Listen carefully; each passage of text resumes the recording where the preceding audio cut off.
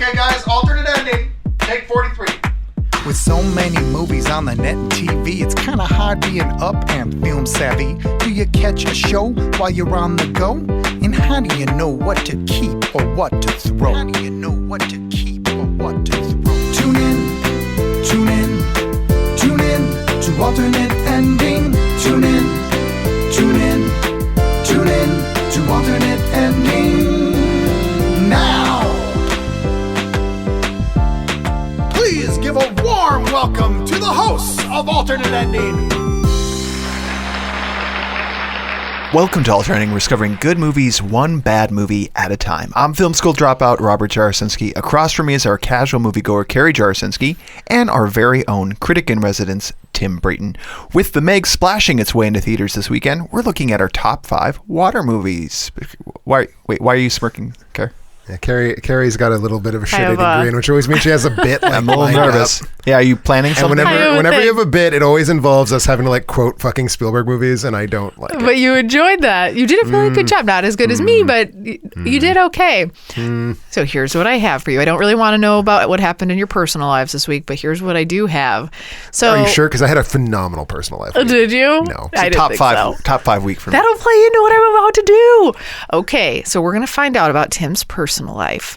So do you remember, Rob, I don't even know if you remember this, but when we were talking on the last episode about Christopher Robin, upcoming movie, Tim went through and self-selected himself as the character Rabbit. Yeah, I said I was Rabbit. I said you were Pooh Bear. And I said Rob was... Who am I? Who are you? Who's the boring one that nobody pays Who's attention a muggle?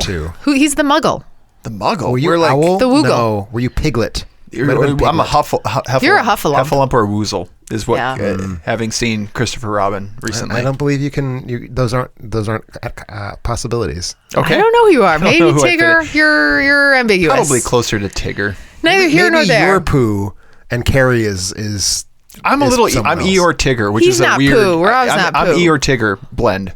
Anyway, Yeah. so what I was going to do, let me get to my thing. So after seeing this movie, I was raised on Mr. Rogers, not Winnie the Pooh. I'll just admit it there. But after seeing Christopher Robin this week, I have second thoughts on you actually being Rabbit. So guess what? They have a little quiz you can take, and they'll tell you factually who you are. All right. Are you ready for All this? right. I'll try to make it zippy. At a party, number 1. This is the first question. This is me doing this, or this is a Rob quiz. doing this? No, this is you, because Rob's a muggle. So Muggles do not exist in the 100-acre It's a wood. Harry Potter word you keep referencing. it's a woozle. Thank you. Thank you. That's better. Sorry. So, but I'm curious on Tim here because All right. I have another. I'm speculating. All right. Number 1. All right. At a party, you help clean up and make sure everyone gets home safely. B. Party? I doubt anyone would invite me. C. Surround yourself with friends. D. Are very shy and nervous. E. There's a lot of things here. Are the center of attention, full Well, of there's like energy. 7 characters. So 7 characters. Or prefer to discuss the latest news and current events. I prefer to discuss the latest news and current events. Are we Okay. going to do this for 12 questions? I'm going to be we so, are. no, there's single words. All right, I'm going to go really fast. Which career is closest to your dream job? Entertainer, professor, parent homemaker, chef, taste tester, editorial writer, student, sports star. Technically, I am a student, so I wonder if that would be it. But I think if I were I would say taste tester. Interesting choice there. Like something like honey. I'm guessing that is the Okay. self-evident Pooh answer. If yeah. a friend invited you to go skydiving, would you do it? Twice. Or if everyone else was. Or never. Or they'd probably forget to invite me. I'm confused as to what the choices were on that one, but I will go with do it once. Do it once. Okay. All right. Things are not panning out the way I expected. Hopefully you're being honest. Number 4. What type of food is your favorite? Vegetables, sweets, nothing fancy, home-cooked meals, no time to eat, the latest recipes you've read about. Of those choices, I'm going to go with the latest recipes. Okay. I would have gone with that too, actually. Maybe we're more alike than we think. Maybe. If How you're many times did you go skydiving? as many times as it takes. No, actually, I would not. I don't want to die. All right. If you're Well, you're going to, so you might as well do it having fun. That's true. If your town was invaded by heffalumps and woozles, you would probably not care. Make sure all the children are safe. Be ready to fight them all. Take charge and create a detailed plan. Hide under your bed or lend a helping hand where needed. So if we're going with Rob as being a woozle, does this mean like just when I see Rob walking down the street? Yes. I would probably not care. Okay. Was that an option? Oh, probably not care. Yeah, that was the first one. Good memory. In relationships, you tend to have a best friend you look up to and share everything with. Be a loner. Boss people around. Have tons of friends, have a tight-knit group of friends, or feel you are smarter than most of your peers. Ooh, can I pick both loner and feel that I'm smarter? No, if I I'm have picking to this pick one for you. If I have to pick one, it's going to be smarter. I appreciate your honesty because we all know.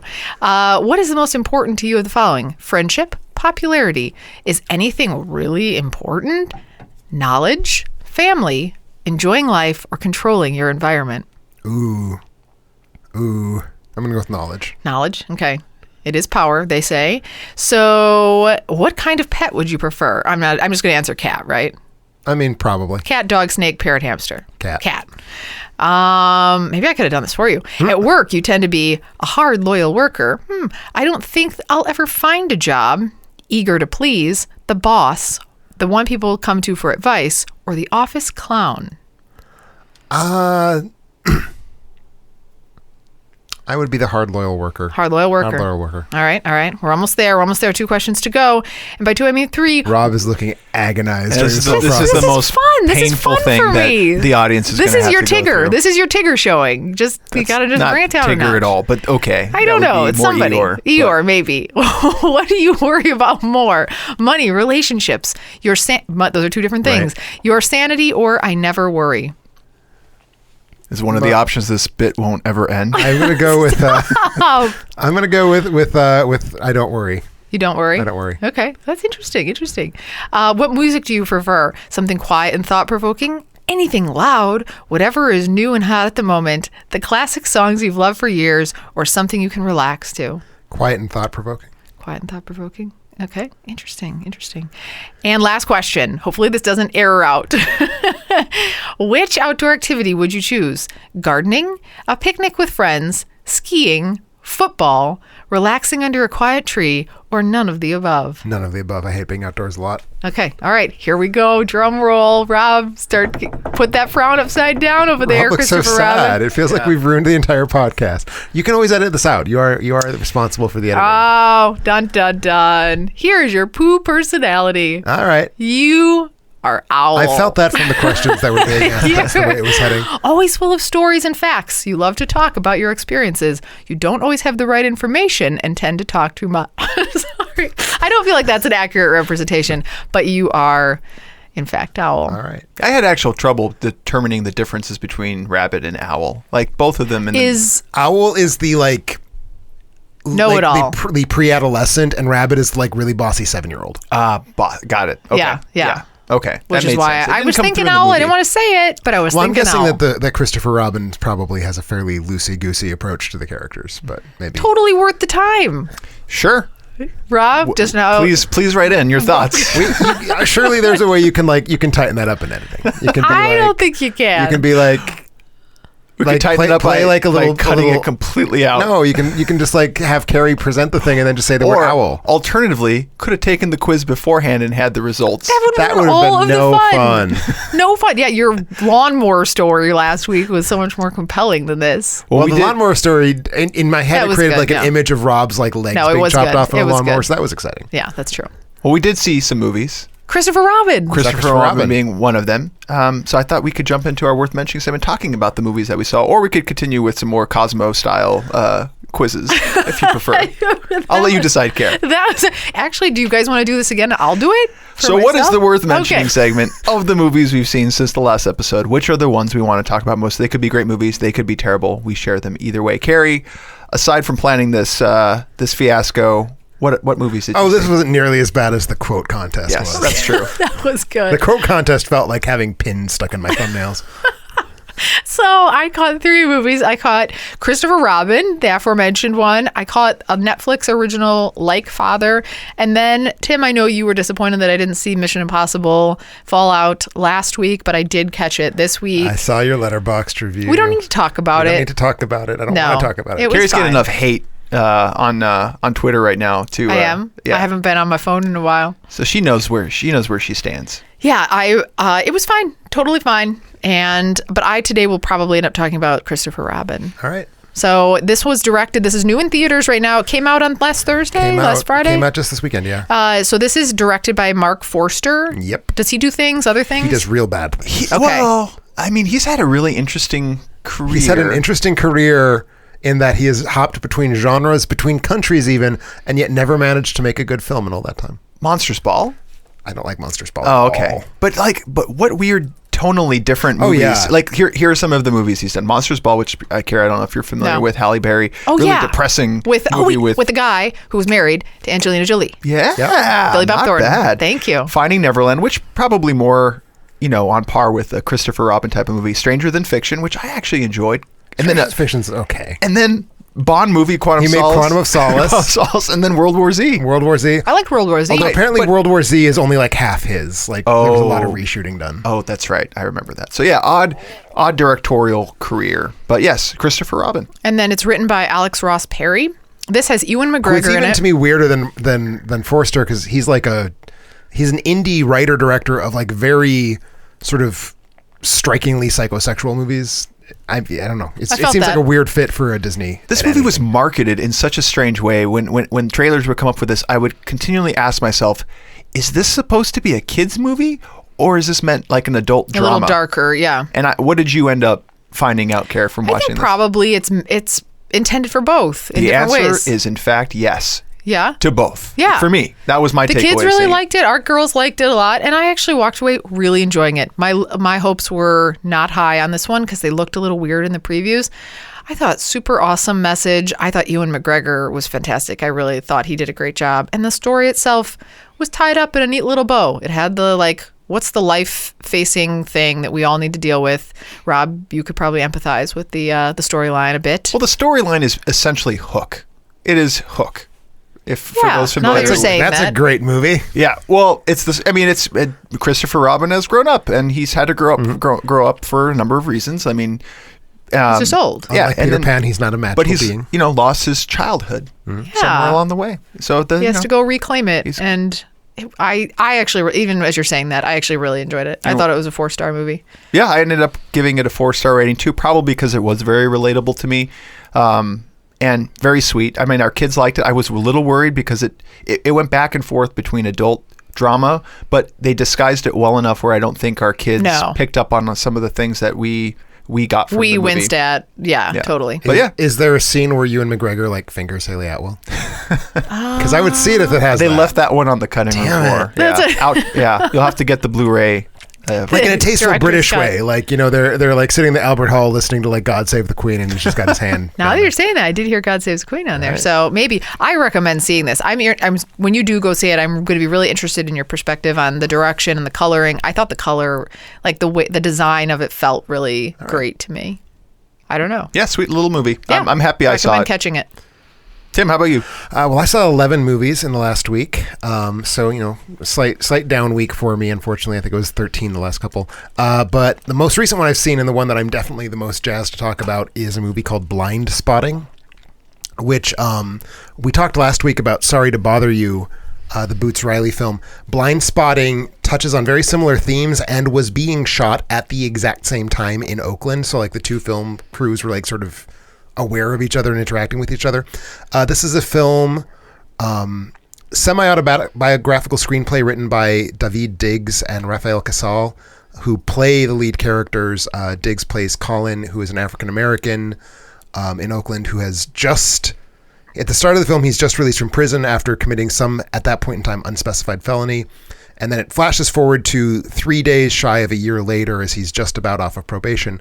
And Casal plays his white best friend, Miles, who has lived in this neighborhood his whole life. So, like, he's part of the community, but he also doesn't really seem to perceive that being white means he doesn't have to worry about things like being shot by cops. And that's kind of like the plot is basically how these two men just interact in a reasonably high stress moment in Colin's life, where he is trying to get through the last couple days of his probation without his idiot hothead friend who just bought a gun and is waving his gun all around. Like he's concerned that that's going to get them into trouble, and of course it does because it's a movie. It's this amazing. So the director is Carlos Lopez Estrada, who is making his first feature. He's a music video director, and the film has this incredible style. It's I don't even know really how to describe it, but it's mostly set at like night in Oakland, and it's kind of lit with the neon and the stoplights. Like it's this very naturalistic looking film, but in a way that's really like lush and beautiful and feels heavily stylized. So it's this weird mixture of like very, very rough realism plus this kind of fantastic, moody thing. Plus, the film just has all kinds of tones. It's funny. It's really, really scary in a couple minutes. It's like overall very serious about the state of race relations in the United States. It feels very much like a companion piece to Sorry to Bother You. I'm really glad I saw the two of them so close together. I think you would both like this one better because it is much more grounded in like human experience. It's less weird. It's less weird. It's not weird at all, except that it does have some dream sequences, but they're like very explicable dream sequences. Did you enjoy this more or less than Sorry to Bother You? I enjoyed it less. Okay. Sorry to Bother You really knocked me for a loop. This was just a really damn good piece of filmmaking. It didn't like transcend the way that I thought Sorry to Bother You did, but it's beautiful. It's extraordinarily well acted. Diggs and Casal are just they're basically playing like incarnations of themselves, and they do it extremely well. It feels just very comfortable. Diggs has won a Tony. He was in the original cast of Hamilton as Thomas Jefferson. I don't think it's his first film. It's certainly his first film where I took notice of him. He is extraordinary and will very much be someone I look for in the future. So it's definitely worth seeing, I would say. Yeah, it reminds me a little bit, seeing some of the trailers. Yeah, it just looks like another Spike Lee. Like it feels Spike Lee-ish. I know we talked a little bit about that. It feels like someone who regrets that Spike Lee isn't making the kind of films he made in the late 80s. Yeah. And wanted to make another one. You mentioned the tonal differences. I picked that up in the trailer too, where there are some what almost are like goofy jokes like that they're doing in the trailer, and I was laughing at it. I'm actually excited to see it. I need something a little bit more ground. If you're saying it's a more grounded like that's it's what definitely I need it's definitely more. It does not have any flights of fancy. It's not a genre film the way that Sorry to Bother You is. I'm sure you would like it more, Rob. I think you would like it more, Carrie. Well, that's good, because I did catch of my 4 1/4 movie, Sorry to Bother You was one, which I did not particularly like for the very reason that we are talking about. I'm also caught up, and actually, Carrie, I think you saw four movies as well. I did? Cargo is a movie that Tim had recommended, streaming on Netflix. I recommend anybody if you like end of world type movies or what if scenarios. Baby zombie movies, if you love those, get out there. Get out there. It's streaming. I didn't rate it very high. I mean, it's not a great movie, but it's a fun Netflix movie. Yeah, it's a fun Netflix movie. It's streaming right now. There's plenty of terrible movies out there on Netflix. This is one that's worthwhile. Agreed. I think, and I think you enjoyed it too, Tim. Right? I did. Also saw Christopher Robin, and then we saw August 3rd, Netflix original movie came out called Like Father, starring Kristen Bell and Kelsey Grammer. I won't spend too much time on it. Wasn't a great movie. Directed and written by Lauren Miller Rogen, and if the last name sounds familiar, it's because it is in fact Seth Rogen's wife, or I guess his wife. Yeah, her. Yeah, the reverse of that. To be fair. The reverse of that would be that she's Seth Rogen's husband. Seth Rogen's husband. No, but what you said it right the first time. No, she is married to Seth Rogen. She is married to Seth. But I was Seth trying Rogen to say is married Seth to Rogen's her. husband. Is what Rob was trying to do. What I was trying to do. The Rogen does come from Seth Rogen, though. So even though it's not politically correct, it is like syntactically correct what you said. Not a good movie. Breezy though. I mean, again, free. I basically is it compared free? it to. It was 90 minutes of your life. It was 90 It minutes. doesn't sound like there were 90 minutes that you felt well spent. This feels like the cast, which stars again Kristen Bell, Kelsey Grammer, and Seth Rogen does make an appearance. Obviously, it felt like it was an excuse to go on a cruise. Which the plot of this movie is a workaholic woman played by Kristen Bell is left at the altar and kind of work obsessed, much like Christopher Robin, perhaps. And then she meets Kelsey Grammer and they fall in love, and it's cute. Yeah, and then Pooh Pooh comes out of nowhere. Great. And, yeah. No. I always assume that Pooh comes out Kelsey someplace when Grammer Kelsey is Grammer's her involved. estranged father, and who comes back into her life at this particular moment in time. They end up taking the cruise together. It was her honeymoon cruise. All right. Shenanigans. And he poops on her? Yeah, he poops right on her Hot chest. Carl. Yes. Hot Carl right there. Not a great movie, but a fine way to pass the time, I suppose. I don't know. What did you think, Care? I thought it was okay. I love Yeah. Kristen Bell. It didn't feel like anything. If you like Kristen Bell, Yeah. But even for her, it wasn't like one of her better performances for between sure. the two of them, I like their chemistry, just them going back and forth. But otherwise, it's, you take it or leave it. I don't know if that's going to be something on your Netflix original I threw it list. on my watch list. I will probably not ever get to it, but it's there. I don't think you need to. Remember, you can find more details about all the movies we've watched at our website, alternateending.com. That's alternateending.com. Before we head to our break, you might be wondering about ways to support the show. Want to make us watch a movie, pick your own episode topic, and more? You can do it all from our Patreon site. Much like several new Patreons who subscribe to our It's Nice to Be Nominated award. Well, thank you for that. What's that? What level is that? That's any- the just $1 gets you nice. the special features, including a, might I say, very well received dramatic reading by myself of a passage. I was surprised that that's content people are after. We're going to have to do... people love me. I am great. I listened to it while I was on the pot one day, and I only got like a couple minutes in. But it was good. It was good. Also subscribe. I'm glad I moved you. Also subscribing this month, Paul Sulpis, who picked up one of our few remaining Writers Workshop rewards. Time is running out on that Writers Workshop, so if you're interested, be sure to act fast. And thank you, Paul, for your subscription. Excited to get all the writers together and see what kind of content they create. Me too. Also want to thank all of our listeners who support the show and make their Amazon purchases through our site. Doing it is easy. Just go to our website, alternateending.com, click on our Amazon banner, and seamlessly go about your purchases. All proceeds go to making our show better. Since our last episode, here are the things that were purchased. Had a little 17-foot, 3/8 inch wide weather strips. All right. Not really sure what that's for. Yeah. Not very For girthy. stripping the weather down. Not girthy for you. That's when you need to weatherproof like a window. Yeah. Okay. I'd agree. 17. So Well, you cut it into cut smaller. it into segments. Okay, Yes. learning. I'm learning here. Yeah. We also have some, I'm assuming this is like sushi grade rice. Nishiki premium rice, medium grain, 15-pound bag. A lot of sushi. That's a lot of If sushi. that's what you're doing with that Nishiki premium rice. It's a lot of rice. Let us know. I bought a 7-pound bag of rice like 8 months ago, and I'm still working on it. Yeah. We also had some Timberland Pro Men's 40mm workwear leather belt. Nice. Buckle up. Good one. Hey. Also had some books, Conscience of a Conservative, A Rejection of Destructive Politics and Return to Principle. Wait, do we like this person? Wait, what was the book again? It is Conscience probably Of a Conservative. the person who would read this book by choice is probably not someone I would like hustle over to chat with them at a cocktail party, but we appreciate the purchase anyway. Would not all over. Also on Amazon Instant Video, teeth purchase. I'm assuming this is the vagina. I believe this is the Teeth in a Vagina movie. Sweet. What's it called again? It's called Teeth. Yeah, Teeth, it's right just there. teeth. It's just teeth. Interesting. Yes. All right.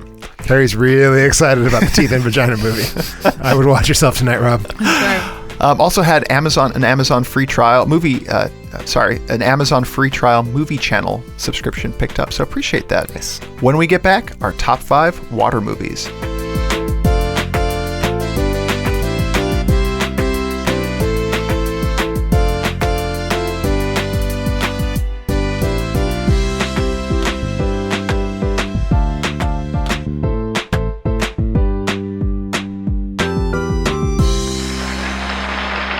And welcome back to Alternating. We're talking about our top 5 aqua movies. Water movies, Scare. Water movies. Yeah, water. movies. Oh, water? What is water? Water. What are movies? What Water. are movies? Okay, here we go. This is going to get real deep on you guys real fast. Just like the water. yeah. When you're swimming Yes. and you're like over a trench, it And gets it's real too deep real fast. You're right. Well, we actually had some folks on the site doing some funny things. I'm curious where you took water movies, but a couple folks water had to be in the title, which I thought that was okay. actually that was pretty Oh. clever. So water had to be in the title, so their favorite movies with water in the title. Got it. Not the path I took, but I did say that water must play a character in the movie. Okay? Must play a character. Must So play a it's- character in the movie. Like personified. So it or- must, like a personified Okay, water. that's the wrong term, but Yeah, it's a water person? must be critical to the advancement of the plot of the movie. It's a plot point. Does the within water movie. have psychological agency? In some cases. Okay. And in other cases, it's critical to advance the plot. It can't be that we're floating on a boat and there's a shark swimming around, because who cares? They could have been anywhere. Fuck yourself. That's what Who cares? So it just can't be like set on an ocean. I'm not going to pick Water World because there's lots of water. But all of mine, water was a plot. Like a couple of movies, but like, so I'm really interested to see what movies are more representative of water. Meaning, if you were to remove the water from the movie, there wouldn't be the movie. So if you remove the water from Jaws, there ceases to be a shark in it, for one thing. Yeah, but you could be like in an aquarium. If you remove, that would be Jaws 3, madam. Oh. If you remove water from Waterworld, what's the plot of the movie? You could just be on a raft. The plot of the movie is raft Mad Max could be on 2 at that point. Exactly. So water is a critical plot point. Does that make sense to anybody? It is definitely a critical plot point in Jaws and Waterworld. I didn't even say the word Jaws. I guess we'll get there. This is starting off well. I could have I'm curious been talking where you about take Deep this. Blue Sea or whatever. So Deep Blue Sea has Deep Blue Sea right in the title. it does. I didn't choose that either. I have no idea where your list will take you. Yeah, I don't either. Yep. So we'll find out. That's my criteria. Okay. So my criterion are so different that it almost feels like we're given two entirely different prompts. I went with movies in which there is water that exemplifies something about water in the movies. So I none of these are necessarily movies in which, some of them are. These are not necessarily movies in which water is like an omnipresent thing. Sometimes water is only in it for a couple scenes, but it is a scene in which water is being done. Something is being done with water that I admire. Yeah. Oh, okay. That's kind of the same board. I like, basically, these are 5 different characteristics of water in movies. Interesting. And why I like them. I like that. I wish I would have thought of that. That's kind great. of like what I said. Mine is not really ranked. I mean, I put them in an order, but the ranking is kind of arbitrary. I will agree that my ranking is fairly arbitrary. I went just on more Water? location. Yeah, Okay. like there was water present in the movie. Like I wanted to.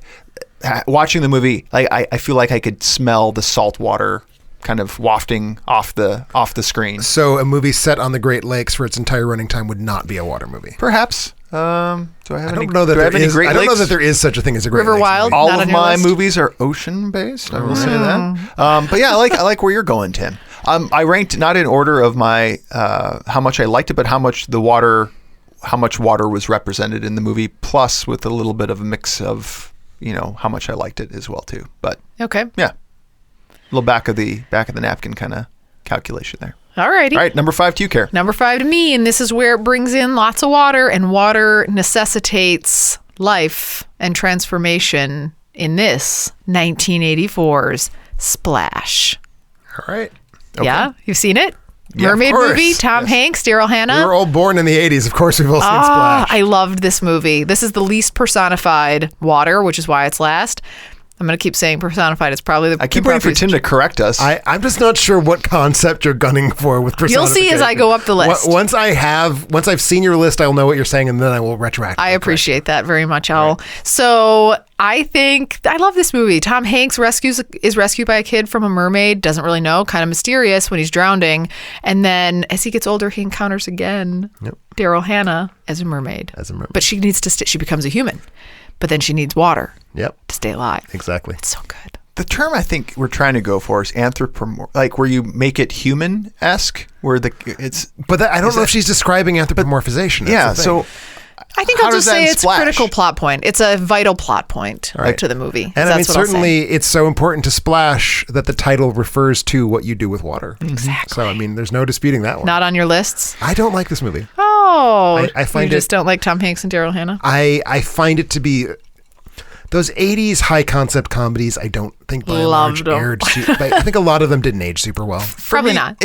I mean, the opening certainly is in the water. I believe the ending is but for the majority of the film, it doesn't take place on the water. So for me, it was just not enough water. Not enough water. Got it. Not enough H2O for me. All right. Where is it to your number 5? So my number 5 also doesn't really have a lot of water, although it does take place for about half of its running time in the Caribbean, around the Bahamas. It is not on your list, Rob, so don't get excited. So the reason I picked this, I mean, lots of movies take place in the Caribbean. This was my film about water action sequences, which is a subgenre of action sequences that doesn't get done very often because they're hard to do. They require a lot of pre-planning. They also tend to be really super slow on screen, as it is very slow in 1964's Thunderball. which is the first film to ever have an action set piece filmed underwater. It's a James Bond film. Okay. This is the fourth James Bond film, adjusted for inflation, I believe the second highest grossing James Bond film after Skyfall. And yeah, it's James Bond has to travel to the Caribbean to fight the bad guy who has a like super yacht. And at one point, to sneak into the bad guy's lair, Bond leads like a small team of like harpoonists, and they fight the bad guy's harpoonists underwater. And it's kind of goofy because they're moving really slow. So it is like an action scene, but it's in slow motion. But for historical purposes, it's like, well, that's the thing. That this movie had to be on my list, but I also don't know how much I like the water element of it, which is why it's number 5. Okay. See, it feels like you're doing top 5 water scenes, is what I'm feeling now. It will not remain that way perpetually. Okay. I'm just gonna throw that out there. All Pick right. a little bit. Where's your number 5, Rob? This one has water throughout the Water entire everywhere. movie. Water everywhere. Okay. That should have been the title of this movie. Water. Yeah. Instead, they went with Titanic, which is your number 1 Oh. care. Am I right? It's my number 2. Hey! Not critical to the advancing the plot. Are you know? fucking nuts? It's, What are you talking You about? understand what critical to the plot means? That same scenario could have played out like, Describe the plot of Titanic. I know, but that same Explain scenario. to me how splash is water. Because a mermaid cannot live without water. A mermaid needs sustenance for life. It's about a shipwreck. Yeah, but in that case, they could have been like at, in Vegas. And the ship would have sunk into the gravel of the strip. It's just, they just took place on water. That just wasn't The enough. second half of the movie involves water flooding a very... Rob, why was this your number 5? Then we'll talk about why it's my number 2. Yeah, well, I mean, water plays such a significant role in the beauty the majesty of it at the beginning, and then it just becomes a terrorizing character of the film as it terrorizes people in a number of ways. As Tim mentioned, filling a room, like water becomes this destructive force, which you're afraid to go in it. You're afraid it's coming at you. You're afraid it's filling up your room to drown. And best depiction of water as a destructive force was why this was on my list. Yeah. But also very, very important for its extensive deep sea photography. They actually went down to the Titanic very famously. James Cameron became like a deep sea cinematography addict basically because of this movie. So that's cool. But mostly for me, it was just like they had this huge set. It was a not quite scale Titanic, but it was a very large boat that they had to keep sinking and then raising back up and sinking and raising back up to like fill all of these sets with water. An incredible just tour de force of using water as a special effect. I think I'm wrong. Really, I think that's a I'm water. confident It's a water movie on that, and I'll concede. I don't do it often, but that's very water-esque. And to me, this is just like you see that movie on the big screen specifically because of all those amazing, amazing water. Listeners who also think Carrie is wrong are CRD, Conrado Falco, and Space Ice. Multiple people. Anyone with Splash on there? I don't remember. Okay, well, we'll find out. I'll find out for you. Good one. Good pick. So this is, again, major critical plot point. Movie wouldn't have been the same without it. Takes it to my number 4. This is the sort of haunting movie. Ghost Ship. Oh, no, but I've seen that where everybody gets sliced down the middle. That's a cool scene. That is a moment that turned me into a gorehound. I saw that movie at far too young of an age. I was like, oh, this is what movies can do. This is what I want all movies to be. That was frightening. But no, tell us about Ghost Ship. This is well, Tim, it takes place on a ship. It could be anywhere. The ghost ship could have been Ghost Ship in Vegas. actually could be anywhere. That could have been like a ghost RV. Ghost Ship absolutely does not have to take place on a ship. No, but this one does require water to advance the plot, and this is 2002's Signs. I'll give that one to you. Yeah. I like use of water. I see why you think that has more water in it than Titanic. Yeah, there were so many glasses of water on her nightstand. Yep. So this movie I loved this movie when it first came out. I don't know if it would still hold up today, but this was Mel Gibson, Joaquin Phoenix, and then Abigail Breslin was in this as a little girl. how you say hold up today. Like, how many years ago was this movie? 16. It's 16, would that's it a still while. hold up? Would it still be that 16 is a scary? while, Yeah, I don't know. Yeah, but would it be that scary? I was freaked out at the time. It's sort of a haunting movie, and it's an alien movie. Do we know it's aliens the whole time? Yeah. I can't remember. Not the whole time. There's crop circles, whatever. But Maybe at the end of the movie, you find out that the only thing that can the girl's like, Spoiler We're gonna be alert. spoiling Spoiler here. alert for 16-year-old who movie. hasn't seen Signs? Probably no one who cares. Okay, so I'm going to tell you why the water is important right now, if you want to turn it off and then see this movie and then come back. But the the girl puts water, like millions of glasses of water, on her nightstand because it protects her from the aliens. Yep. They're afraid of the water. They melt in the water. And they melt. And that is why water. We see her saying water so much, it's starting to tie my tongue. And that's why it's important. See, I like water as a device. As a device. Water is a plot device. I like it. Yeah. It's out of the box thinking. Top 5 uses Seems of water. spot on. I totally. I think I should revise my list to take Titanic off and to put signs on. You know what? I'm glad we can all agree. I'm glad we can too. What's your number 4? So my number 4 is my favorite animated water. This is something that's very, very important to me because animation is my thing. Longtime readers of my old blog will know that like one of the things I always get really hot and bothered by is really good water animation. And never was there ever better water animation than in 1940s Pinocchio, the second Disney feature animation. And there's a lengthy portion of the film where to find his long-lost father, Geppetto, Pinocchio has to go under the sea to find Monstro the whale. And it is sort of a 3-phase sequence. The first scene, it's him and Jiminy Cricket meandering through the undersea world. And already, like, there's this just incredible 2 things going on. One is that the animation has been given this kind of slowed down, weightless quality, so it really feels like you're just trying to trudge through water. The other thing is that the effects animators came up with this really amazing way to do that, like, sort of wavy distortion when you're looking at something through water. So it feels wet. Like, you're down there and it just feels so watery. Is that where he gets eaten by the whale? He gets eaten by the whale. Yeah. Have you seen this, Rob? Of course I've seen Pinocchio. Okay. You mean AI, right? Yeah. Sorry. Reference Son of a bitch. Last week's episode. Also good water. But anyway, what really puts us on my list is when they get above the water and they're being chased by Monstro, and you see waves splashing and eddying and just spilling around, and it's this unbearably beautiful. It does not look real. It looks like paintings of water, but just in this incredibly handsome way. I love this movie. It's my favorite Disney movie, and my favorite part of it is the sequence at the end where they're being chased by Monstro, just because of the sort of beautiful Winslow Homer-esque landscape painting quality to the waves and the surf and all of that splashing. Watching some GIFs now of it right now. It's beautiful. There are other contenders for best animated water, at least one of which I think might possibly be on Carrie's list, so I don't want to name it. But I will say this, to me, sets a standard that is probably not matchable. Yeah, a little surprised. Yeah, I don't think, when I think Pinocchio, I don't jump to water scene, but like looking at But I remember there was some water in there, so I can see why you went with that. Yeah. Okay. Yeah. Number 4 to me also takes us to the animated realm, where in fact the water is an actual character. So I'm assuming it's going to be on your list. I'm sure this is going to be on her list. You think so? Probably. 2016's Moana. My number 2. Hey! So at least you're true to your criteria, which I'm I try. very happy with. And if I'm not, it's because I just accidentally screw up. So one of my favorite movies, certainly one of my good. favorite soundtracks, just partially because we have 2 young girls who Love it. love it, so we watch it on repeat. And the water is a fun character, thoughtful, sweet character in this movie. the water cares about her. Water cares. It's guiding her towards her destiny. Yep.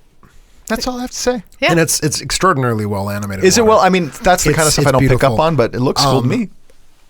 I mean, probably the best CG water animation. Like, I don't know that I can come up with something better than it.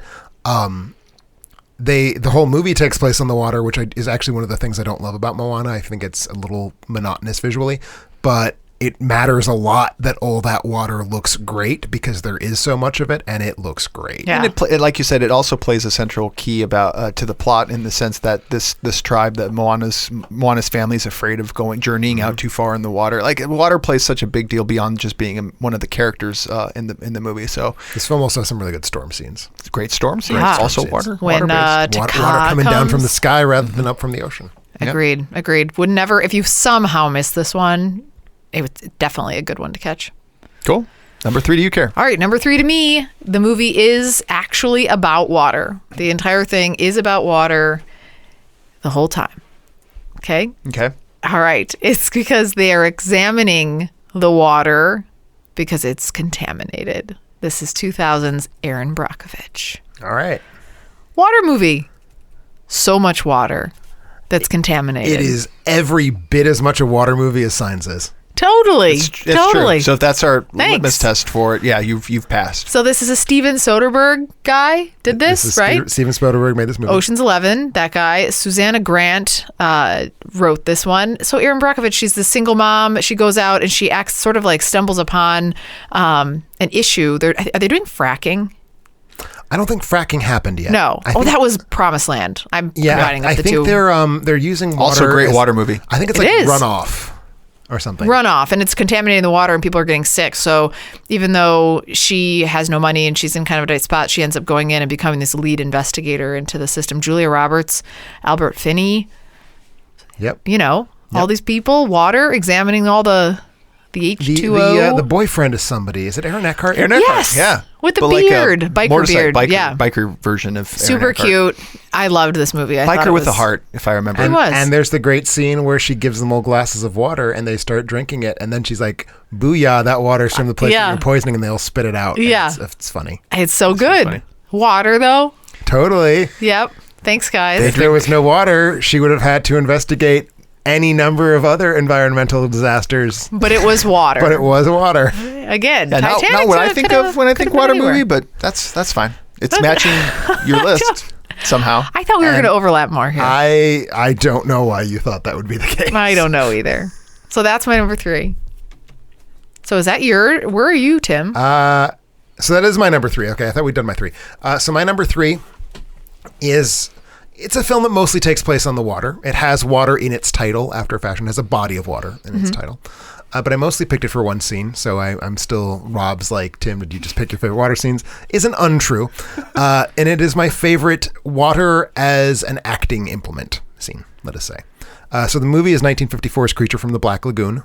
And Black Lagoons, they are watery. They're more like marshy, aren't they? Lagoons are water. They're pools. Okay. Like they're large, still pools. So lagoon is clear water. It's not swamp water.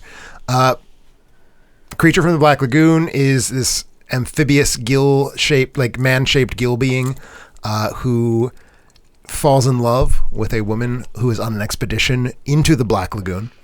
And in easily the film's signature scene, maybe the best scene in any horror movie from the 1950s, the woman goes for a swim in the lagoon and the creature swims parallel to her underneath her, looking up at her, sort of gazing at her, ogling her.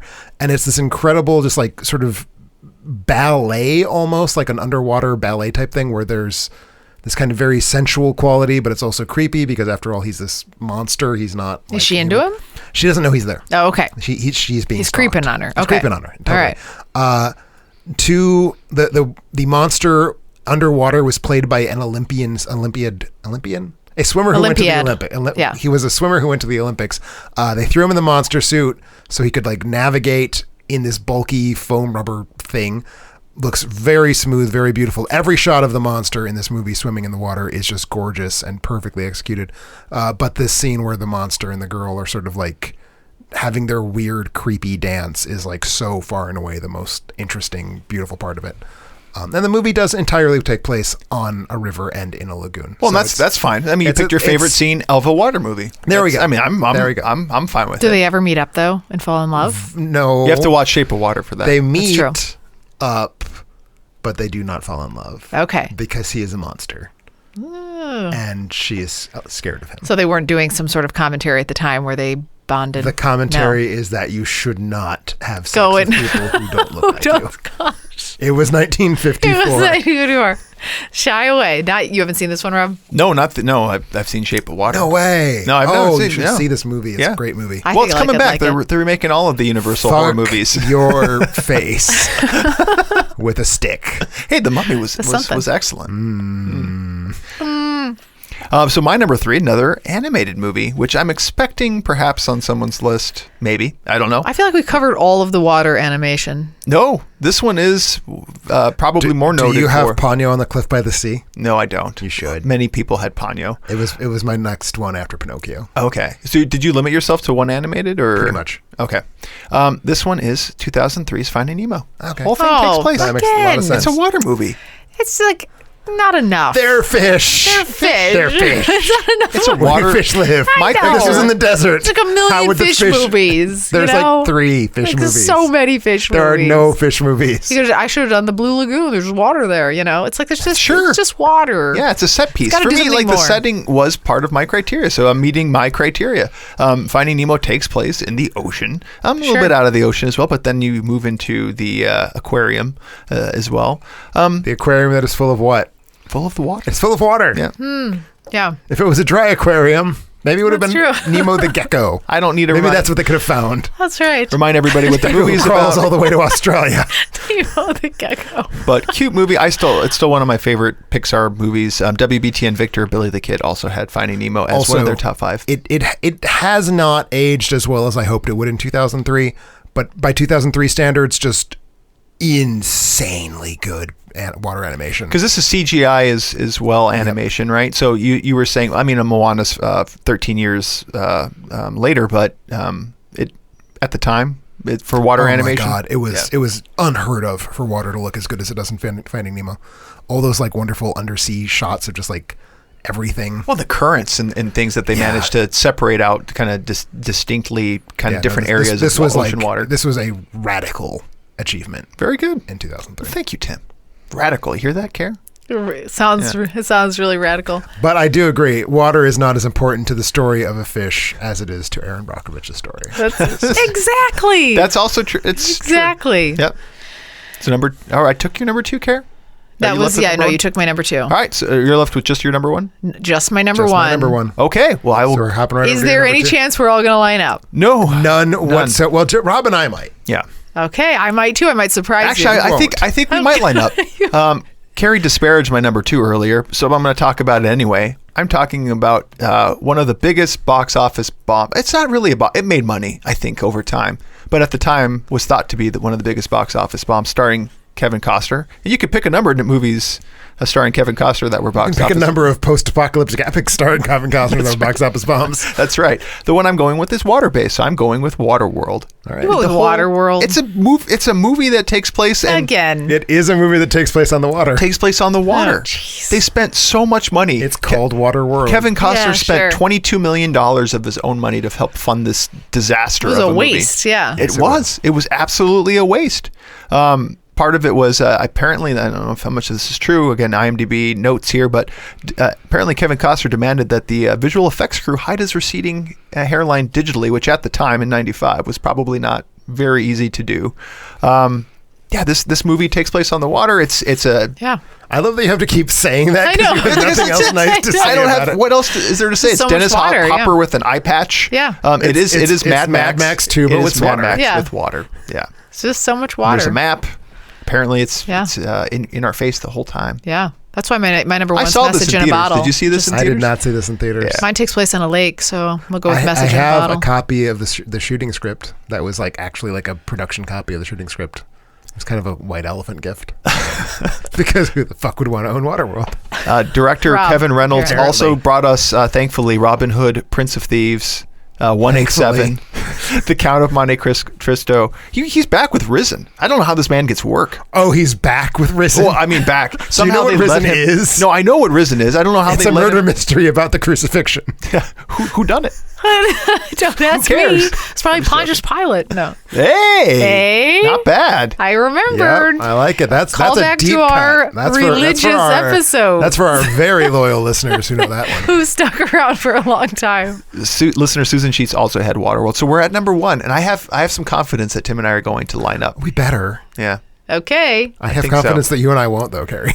Yeah, well, no, I'm going to go with 1 because it's so watery. I mean, my number 1's definitely Jaws. It's dripping. Thank Wait, God. really? No, Oh. I would never choose Jaws. Just kidding. I'm picking where people do it in the water.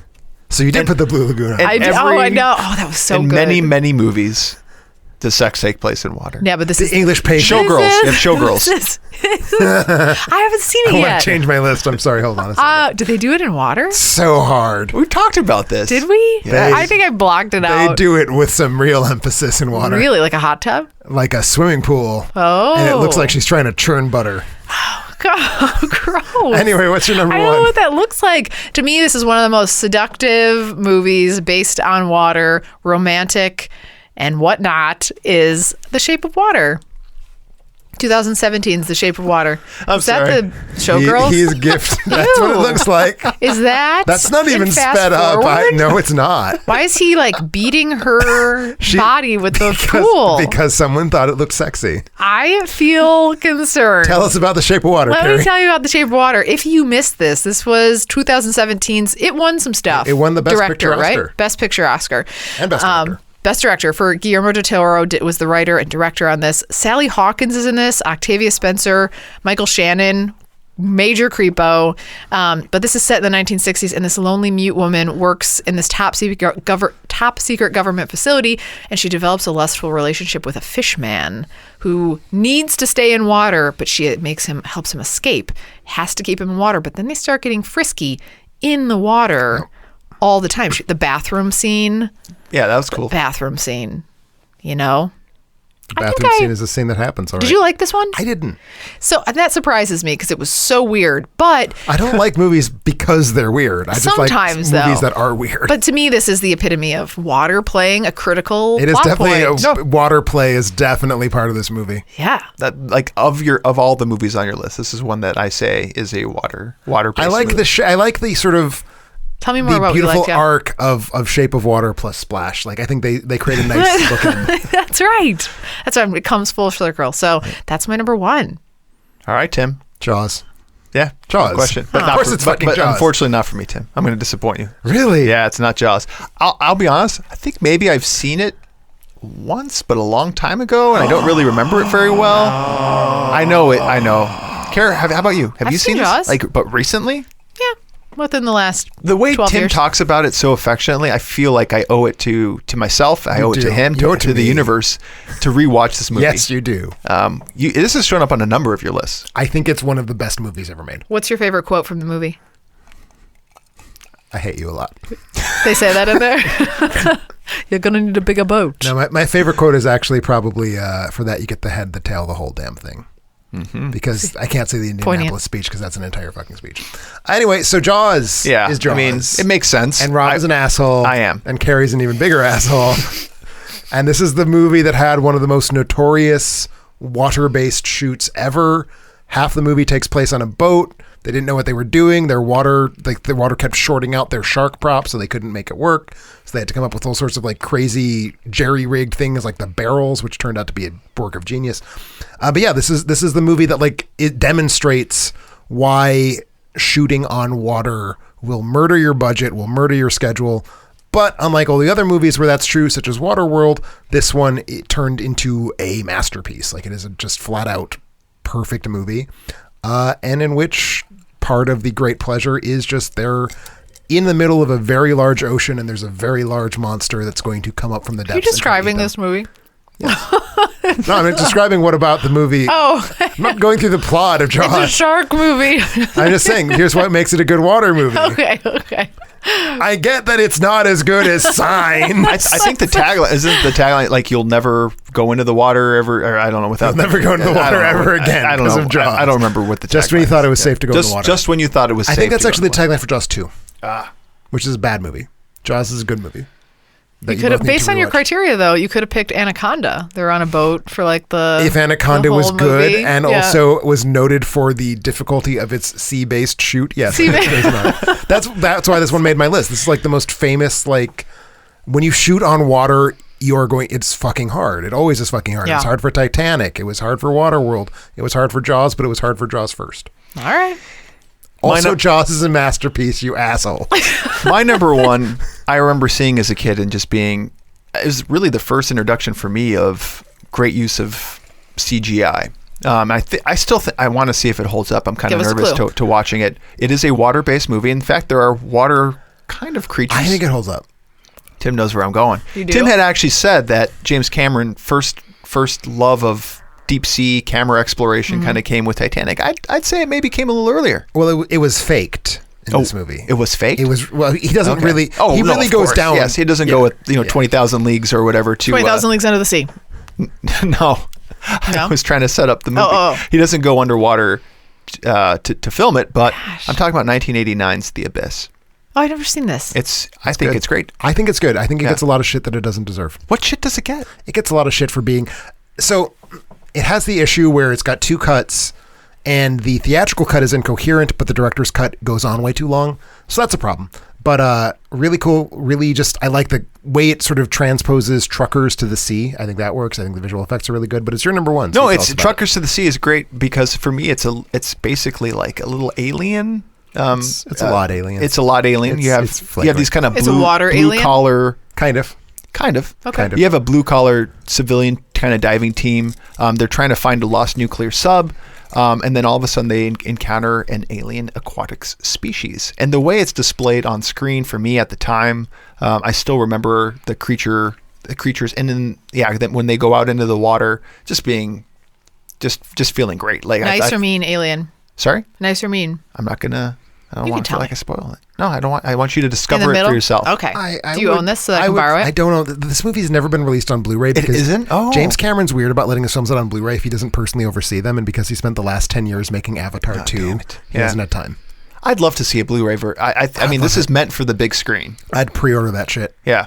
I think it's a great water movie. Amanda V. Hill, Joy V. Hill, and Joshua E. Coop also agree. So the V Hill family is all about the Abyss. All Yeah, about the I'm Abyss. sure we could pick up a copy at their house. Not Mail a Blu-ray. it to our house. I will PM you my address. So what do y'all think? I feel different really lists? good. This is the weirdest set of movies we've ever had. I feel the best about my own list. kind of I think I described it in the blurb on the site as this is our most esoteric topic ever. I like that. I think I stick with it.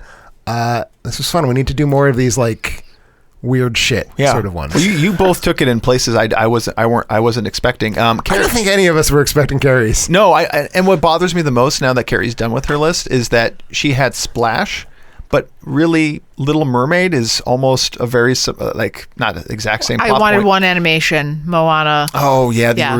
you were limiting yourself. Yeah, I really wanted yeah. to push myself. To I get it. No, I you totally know, get it. Yeah, No, I mean my list was almost just Jaws 1, 2, 3, and 4, and then Titanic. But I was like, mix it up. Well, every week we also ask you to share your picks and thoughts for a chance to win a free Amazon movie rental based on the results. Here were your top 5 picks. At number 5, tied, there were 2 movies, The Little Mermaid and Life of Pi. People forgot about Life Splash. of Pi. Definitely a On water-based boat. movie. Yep. Number 4, I think you might have forgotten about this one, Tim, in a previous one. I'm curious your thoughts. Master and Commander, The Far Side of the World. Water-based shoot? it's definitely a water-based shoot. I would not have put it onto this list of 5. Okay, fair enough. Number 3, tied for number 3, 2 movies, Finding Nemo and Titanic. Both on my list there. Just want to mention that.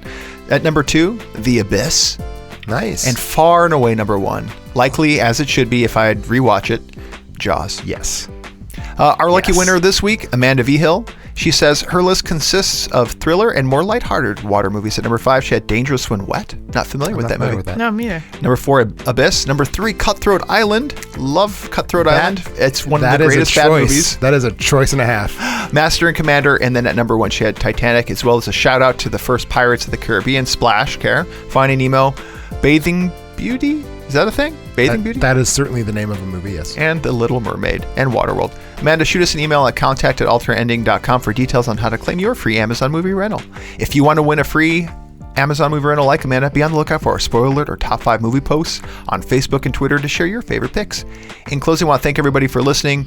Go out to our Facebook page, check out what we're posting there. We're posting all of our articles, a chance to subscribe to the contest as well. Go out on Twitter. We're tweeting all the time. Alternatending.com where you'll find all of our movie reviews, blogs, posts, articles. We're doing lots of stuff now on alternatending.com, so be sure to check out the site. Subscribe to our podcast on iTunes or Google. Carrie, any new reviews this week? I do. All right. So this one comes from DSGal21, and it's a good one. All right. So I hope you don't read the bad ones. I assume that the bad ones substantially outweigh the good ones, and you just have the tact not to bring them up to me. I pre-select which ones. This is funny and factual. That's us. I actually smile when I listen to this podcast. Oh, thank you. I know, isn't that nice? I love movies, but haven't had a ton of time for them lately, and this podcast has helped me fall back in love with them and make time for them in my life again. I love the backstory they give to the movies they discuss. The dynamic between the 3 hosts is wildly entertaining. Carrie is by far my favorite. She clearly has the brain. Sorry. She clearly has the brains and Fact humor. checking you right now. This doesn't feel. I'm not this even doesn't feel making this up. accurate. This must be somebody that I know, actually. Carrie is by far my favorite. She clearly has the brains and humor of the bunch. Rob and Tim are great too. Carrie, are you? Well, no, because if you were Diascal, you would not have said that Rob and Tim are great. Yeah, exactly. So that's exactly. But thank you, whatever much. friend of mine this is. I appreciate that Holy very crap! much. It actually says all of those things.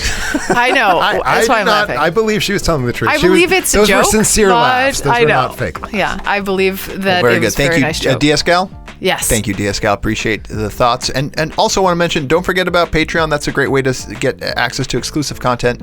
With Alpha howling its way into theaters this upcoming weekend, we want to look at our top 5 dog movies. That'll also be one of our final episodes before we head to a little bit of a break. It'll be the final episode. It will be the final episode. Taking a little August break past Labor Day, so we'll be coming back, I believe, on the 10th. Yeah, that sounds about right. Get the kids and Tim ready for back to school. Just in time for me to actually be teaching again, rather than taking a vacation during my teaching. But that's okay. We will catch you then.